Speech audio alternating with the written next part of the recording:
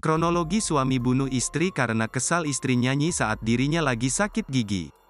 Seorang suami tega membunuh istrinya di Kecamatan Seponti, Kabupaten Kayong Utara, Kalimantan Barat, karena pelaku emosi saat korban bernyanyi padahal pelaku sedang sakit gigi.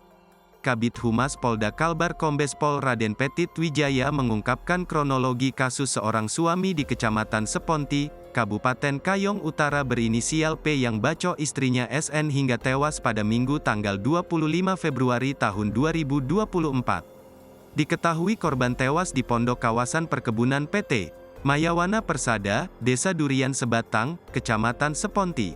Berdasarkan pemeriksaan tersangka mengakui bahwa pada sekira pukul 0 waktu Indonesia Barat suami korban atau pelaku keluar dari bagan pondok untuk buang air. Lalu kembali untuk istirahat. Namun saat itu pelaku dalam keadaan sakit gigi, saat kembali ke bagan pondok tempat tinggal pelaku dan korban.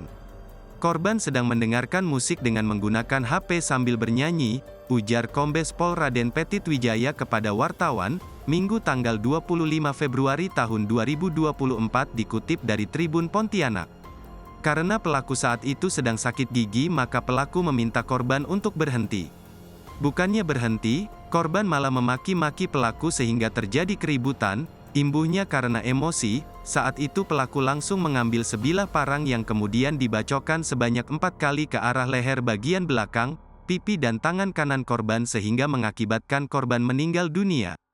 Awalnya pelaku berpura-pura bahwa kejadian tersebut dilakukan oleh orang tidak dikenal. Tetapi setelah dilakukan interogasi akhirnya pelaku mengakui perbuatannya, jelas Petit Wijaya. Sebelumnya, seorang karyawan perempuan yang bekerja di salah satu perusahaan di Kecamatan Seponti, Kabupaten Kayong Utara, Kalimantan Barat meninggal dunia di pondok tempat tinggalnya sekitar area kebun, Minggu tanggal 25 Februari tahun 2024 dini hari. Dari informasi yang beredar, diduga korban meninggal dunia akibat dibunuh. Download Tribun X sekarang, menghadirkan lokal menjadi Indonesia.